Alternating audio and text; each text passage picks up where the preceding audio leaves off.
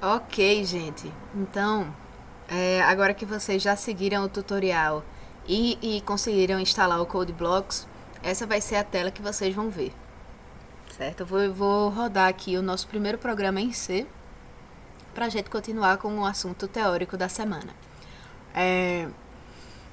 Todas essas linhas aqui, ao longo da disciplina, vocês vão entender para que serve. Mas por hora, é importante que vocês saibam que a gente precisa utilizar isso, porque é a estrutura básica de um programa em C. Então a gente não consegue fazer um programa em C com menos linhas do que isso, certo?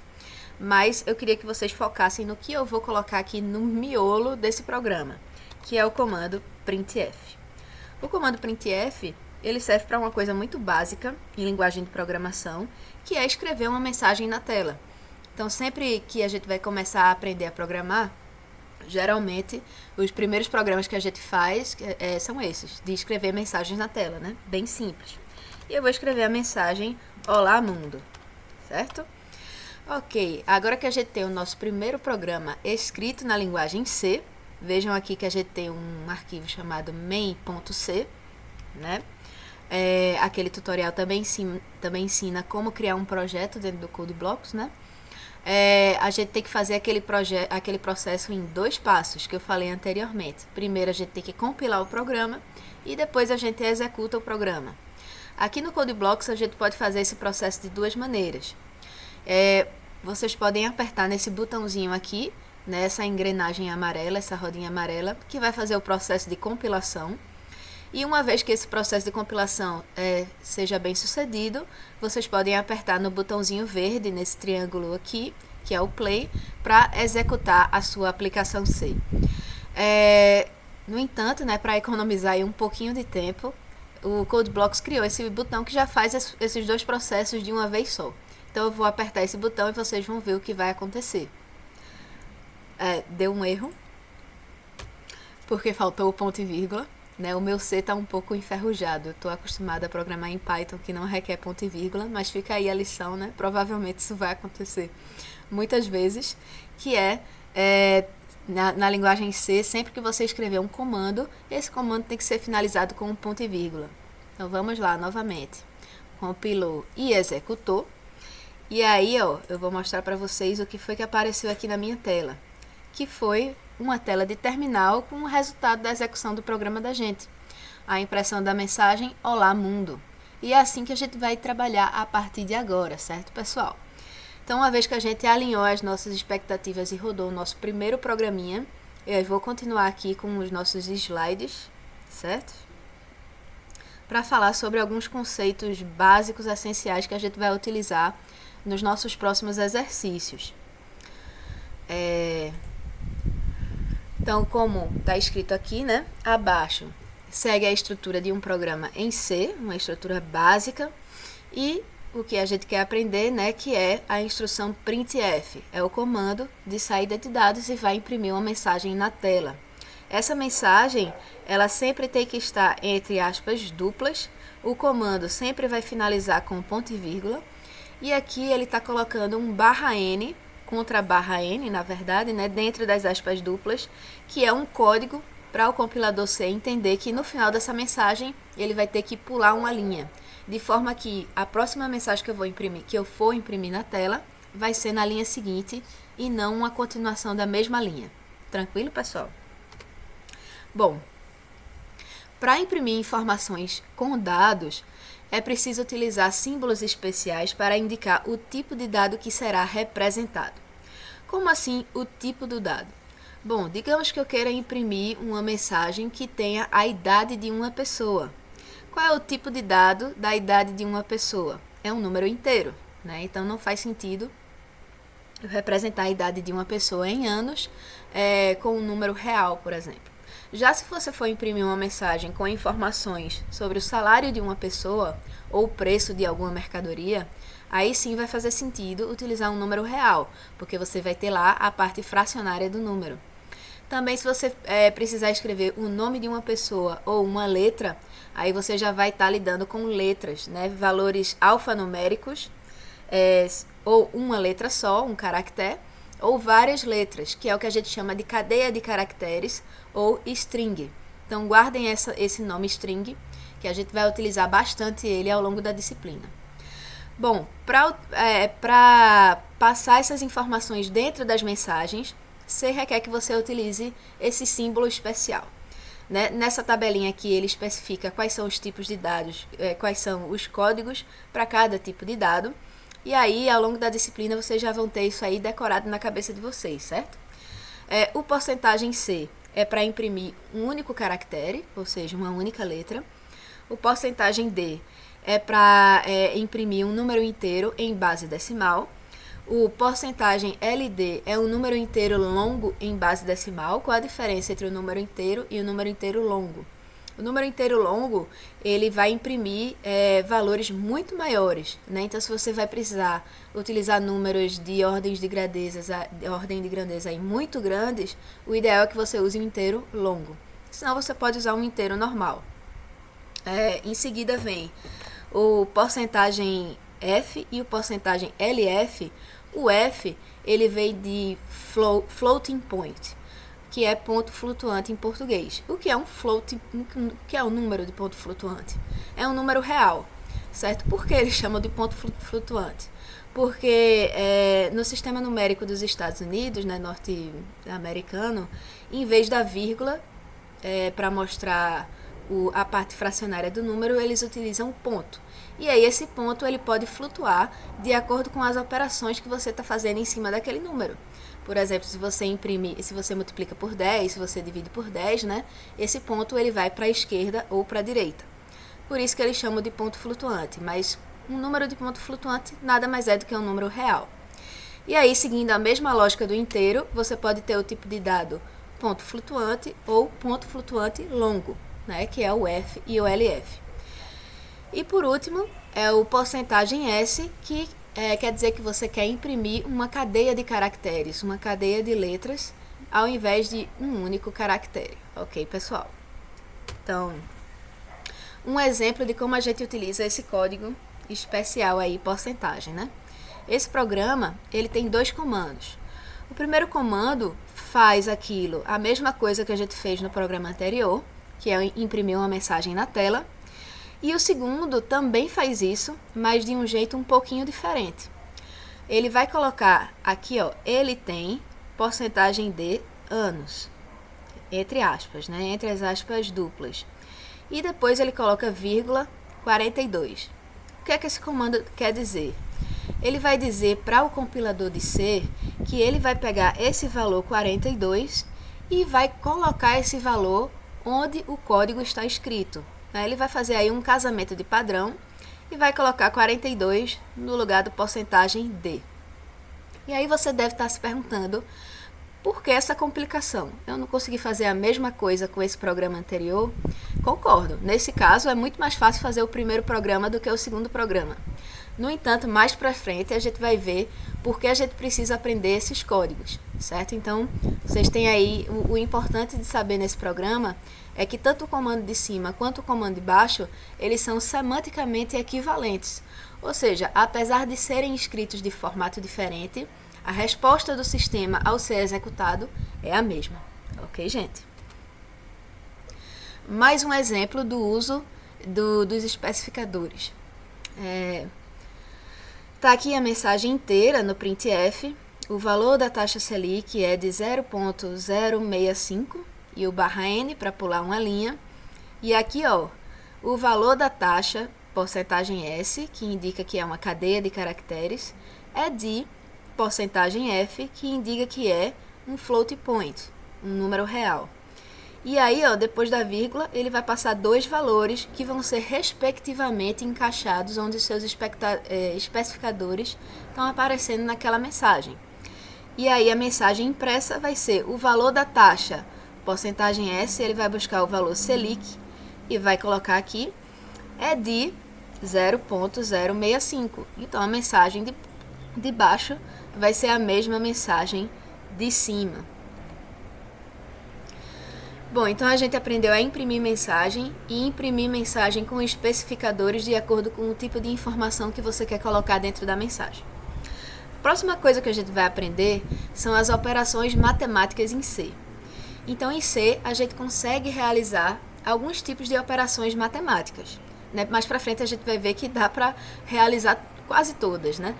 A gente vai precisar aí exportar algumas funções, mas o que é que o C oferece aí de fábrica? Ou seja, você que acabou de instalar o CodeBlocks e o MinGW vai conseguir utilizar soma, subtração, multiplicação, divisão e a operação módulo.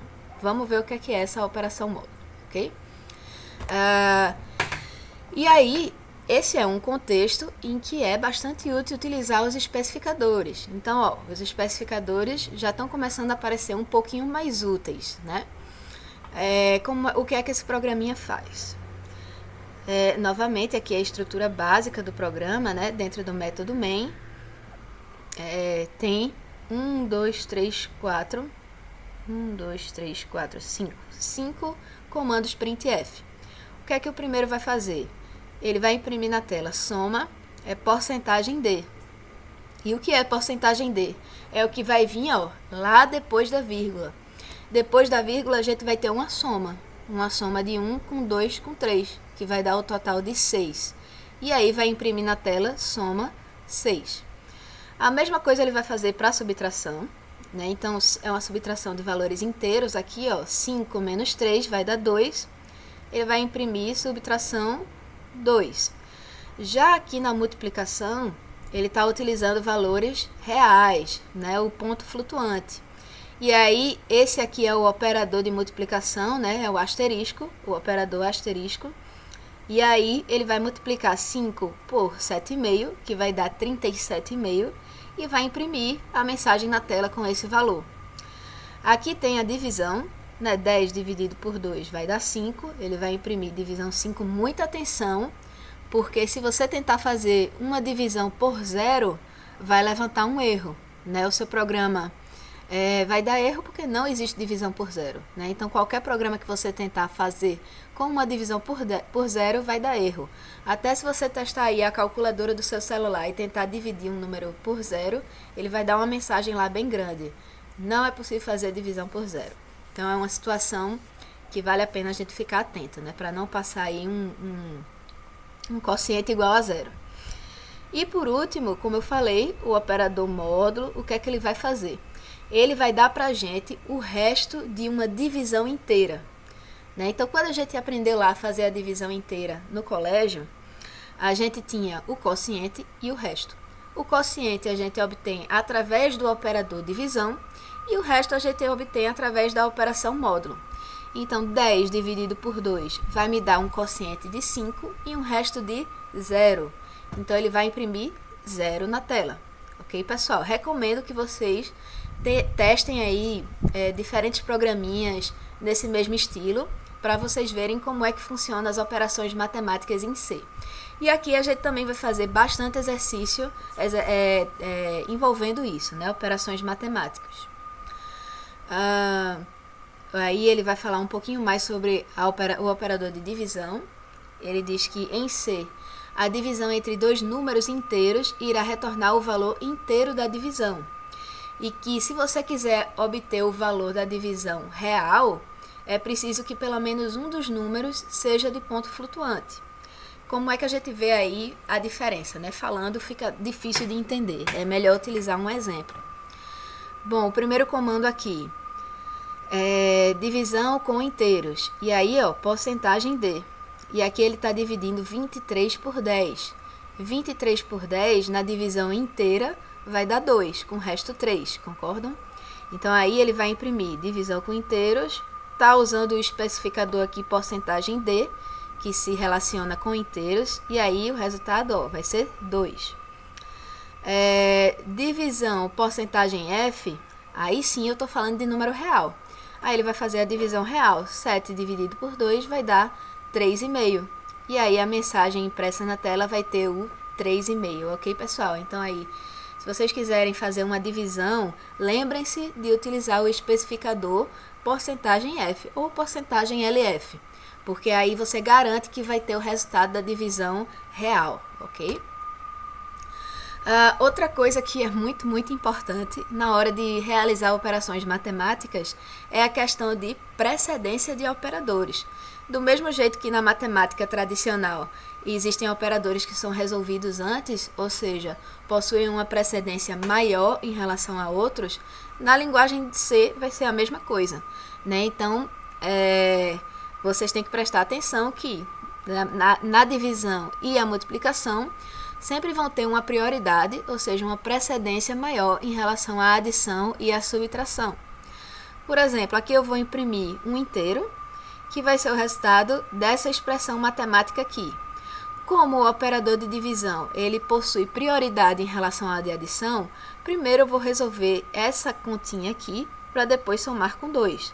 Então, vai ficar 6 dividido por 3 vai dar 2, 2 mais 2 vai ser igual a 4. Ok, pessoal?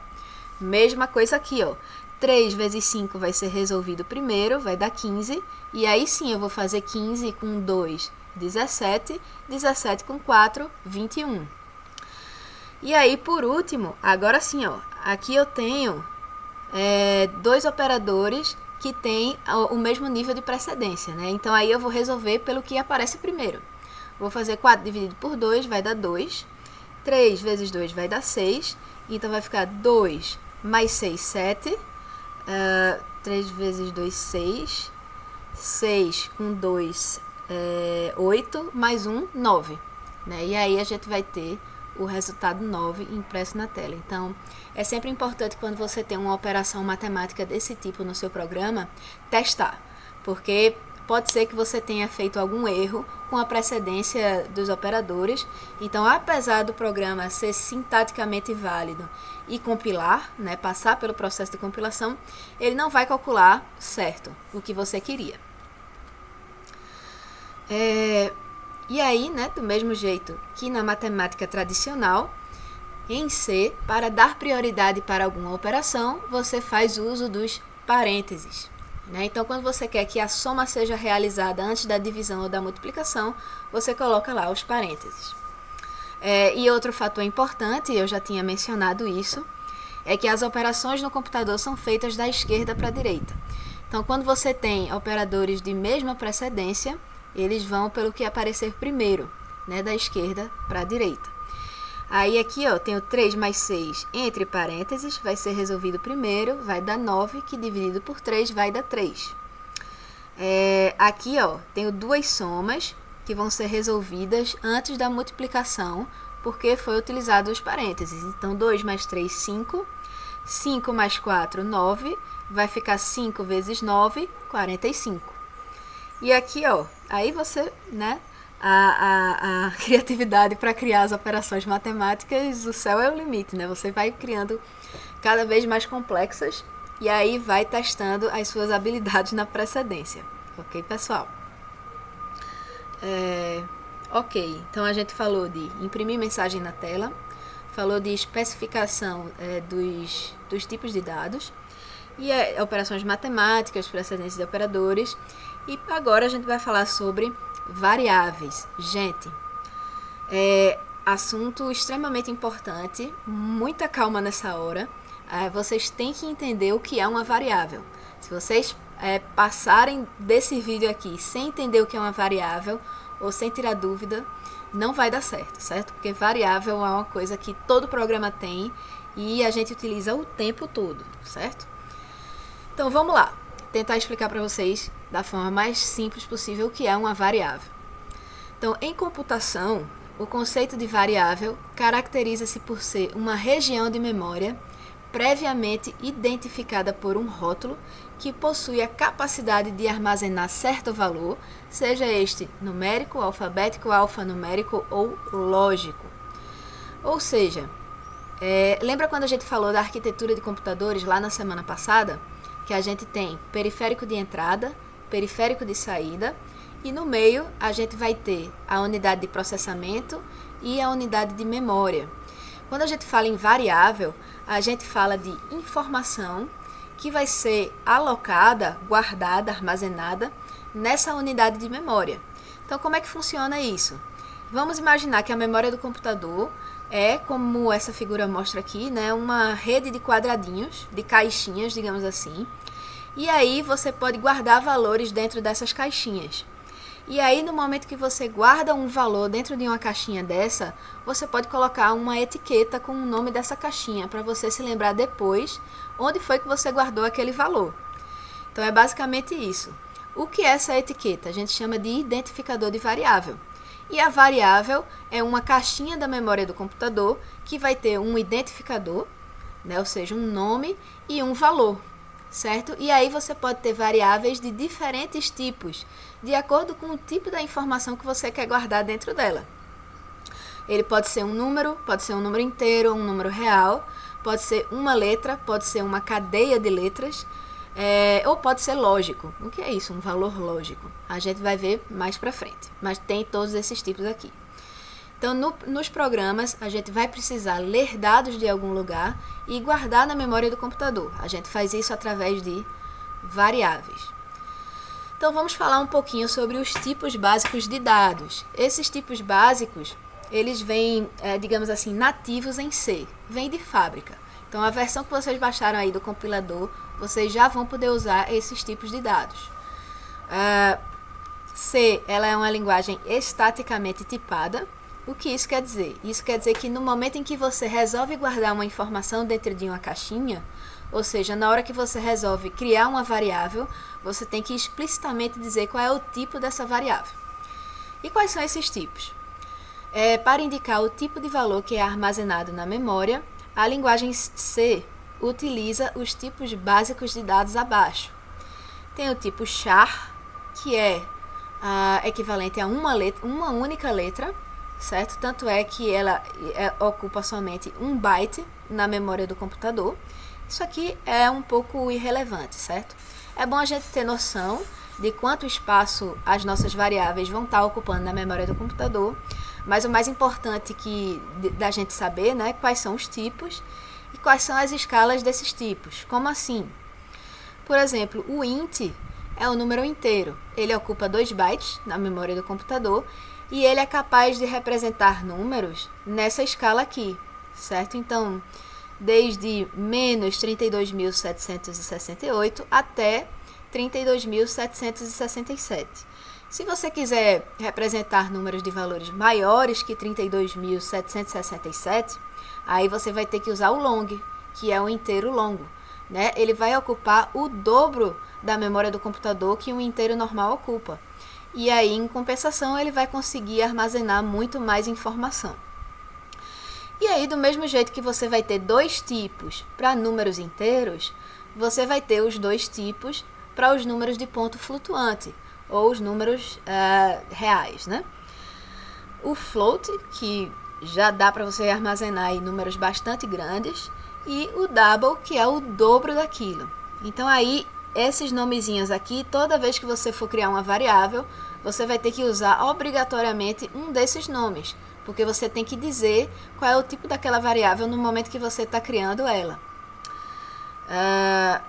Ok. Então vamos para o que interessa, né? Eu já falei o que é uma variável, já falei que ela tem um tipo, qual a escala e tal, um monte de coisa complicada, mas vamos ver um exemplo de definição de variável. Existem 2 partes no momento da definição de uma variável. Existe o momento da declaração e existe o momento da atribuição. Essa linha aqui que diz int idade é o momento da declaração. É o momento que eu estou dizendo para o meu compilador, guarda um espaçozinho aí na memória, um espaço que dê para guardar uma informação do tipo inteiro, ou seja, são 2 bytes, né? E a etiqueta dessa caixinha que eu vou colocar para eu não me esquecer depois é idade. Ou seja, eu vou guardar alguma coisa dentro dessa caixinha e toda vez que eu quiser pegar essa alguma coisa, o valor que está guardado dentro dessa caixinha, eu vou utilizar esse nome idade. Essa é a declaração da variável idade. Ela é uma variável do tipo inteira. E aí, logo em seguida, eu estou fazendo uma atribuição de valor à minha variável idade. Em outras palavras, eu estou guardando uma informação dentro daquela caixinha que eu tinha declarado anteriormente. E aí, vocês vão ver aqui o símbolo de igual. vocês vão apagar esse significado da cabeça de vocês, porque igual em linguagem de programação não significa igual, significa atribuição. Ou seja, você está atribuindo o valor da direita dentro da variável da esquerda. Você está guardando o valor lá dentro da caixinha. E como é que eu leio isso aqui? Eu leio idade recebe 32, ok? Então, esses dois comandos aqui é a declaração e a atribuição de uma variável. Uma vez que o computador executa esses dois comandos, você vai ter um espaçozinho alocado lá na memória dele, chamado idade, e lá dentro vai ter o valor 32. E agora a gente vai fazer o contrário, a gente vai recuperar o valor que está dentro dessa caixinha. Como é que a gente faz isso? Aqui a gente está utilizando o printf, que é o comando que a gente já aprendeu aí no começo da aula, com a mensagem. O que tem escrito na mensagem? O valor da variável é porcentagem de barra n. Porcentagem de está me indicando que depois da vírgula vai vir uma variável do tipo inteira, né? Tem que haver aí um casamento de padrão do tipo da variável depois da vírgula com o especificador dela. E aí, ele vai, quando eu uso idade, ele vai buscar lá na minha caixinha idade, na memória do computador, o valor 32 e vai imprimir 32 na tela. Ok, pessoal? E aí sim, faz mais sentido ainda o uso desses especificadores, certo?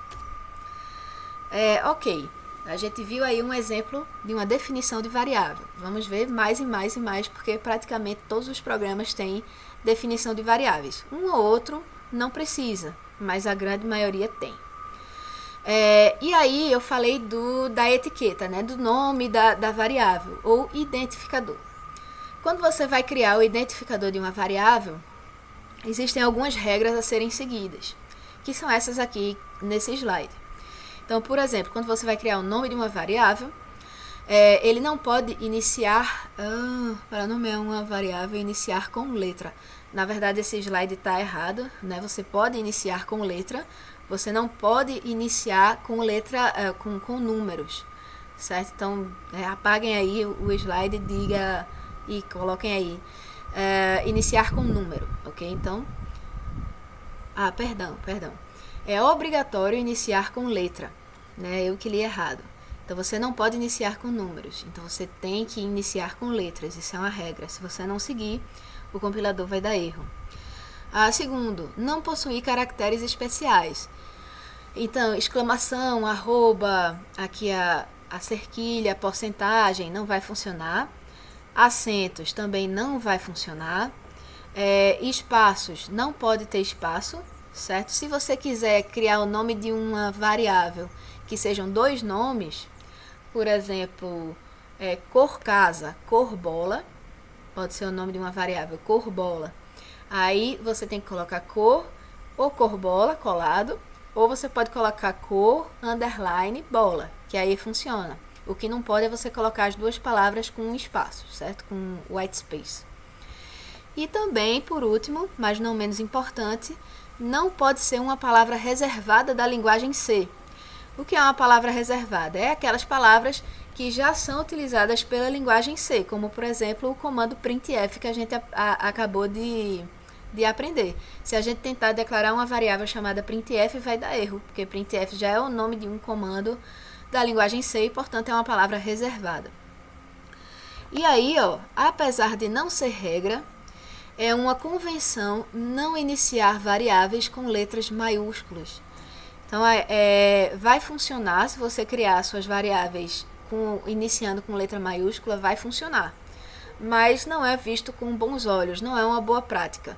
É uma convenção de nomenclatura a gente começar sempre com letras minúsculas, o que não significa que o nome da variável todo tem que ser minúsculo. Ok, pessoal? Então, aí algumas regrinhas para a gente definir o identificador das nossas variáveis. E aí, eu tenho aqui um programa que ele vai inicializar, declarar e atribuir 3 variáveis diferentes, de 3 tipos diferentes. A primeira vai ser uma variável do tipo inteira, que é a variável idade, vai guardar 32. Em seguida, vem aí a altura, que é um float, né? Faz sentido você utilizar um número real para armazenar a altura de uma pessoa, porque é em metros, né? Então sempre vai ser 1, alguma coisa. Então vai ficar 1,69. E a terceira variável é uma variável do tipo char, ou seja, um caractere. E eu vou guardar C dentro dessa variável. Percebam que quando eu for atribuir um valor a uma variável do tipo caractere, eu uso aspas simples. Enquanto que quando eu for imprimir uma mensagem que tem várias letras, eu uso aspas duplas. Então isso já é um indicativo de que um caractere ele é definido com aspas simples, mas que uma cadeia de caracteres é definido com aspas duplas, certo? E o último comando aqui do programa vai utilizar o printf para imprimir uma mensagem na tela. E aí a mensagem é valores, porcentagem D, vírgula, porcentagem F, vírgula, porcentagem C. Fecha aspas, vírgula. E aí vem os identificadores das 3 variáveis que eu criei anteriormente. Idade, altura e letra. E aí qual vai ser a mensagem que eu vou imprimir na tela? Podem testar, viu? Vocês abram lá o CodeBlocks, digitem aí esse programinha, palavra por palavra, com calma para não errar. E aí vocês vão ver, quando vocês compilarem e executarem, vão ver impresso na tela a seguinte mensagem. Valores 32, 1,69 e C, certo? Que aí são os valores que a gente está recuperando lá das caixinhas da memória do nosso computador. Assim como números, a gente também consegue fazer as operações matemáticas com variáveis e armazenar os resultados dessas operações matemáticas em uma outra variável, né? Então isso aí é bem interessante, que é o que ele faz aqui. Então ele vai declarar 4 variáveis de uma vez, numa linha só. Ele vai dizer que são 4 variáveis inteiras, A, B, C e soma. Aí o compilador vai lá e vou ter que reservar 4 caixinhas de inteiros aqui. Dentro do A eu vou guardar 1, dentro do B eu vou guardar 5, dentro do C eu vou guardar 10, certo? Então eu tenho lá as caixinhas A vale 1, B vale 5 e assim por diante. Por último, eu vou dizer que a caixinha da soma vai receber A, B e C. Aí eu vou ter que ir visitando cada uma das caixinhas para pegar o valor e realizar a soma. Então vai ficar A, B e C, vai ficar 1 mais 5 mais 10, 16. Vou guardar esse 16 lá dentro da caixinha da soma. E aí vou imprimir o resultado na tela, né? A soma de A, B, C é porcentagem D, que é um inteiro, e passando aí a variável soma depois da vírgula.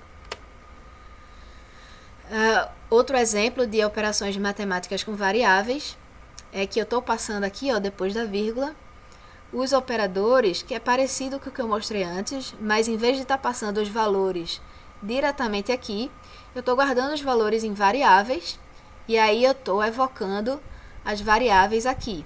Ele vai buscar os valores nas caixinhas, vai realizar a operação matemática, e por último vai jogar esse resultado dessa operação lá onde o especificador dele está declarado. Ok, pessoal? Novamente testem aí esse programinha. É bem legal você ir entendendo como funciona a linguagem de programação com esse passo a passo, né?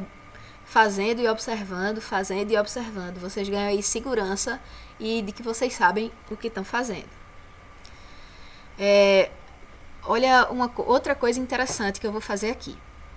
Sempre que vocês acharem que um programa está complicado de acompanhar no visual, o que eu faço até hoje, certo? É pegar um pedaço de papel e anotar os valores que as variáveis vão assumindo ao longo do tempo durante a execução do programa. Porque a gente vai ver aqui nesse programa que ao longo da execução dele, as variáveis vão mudando de valor.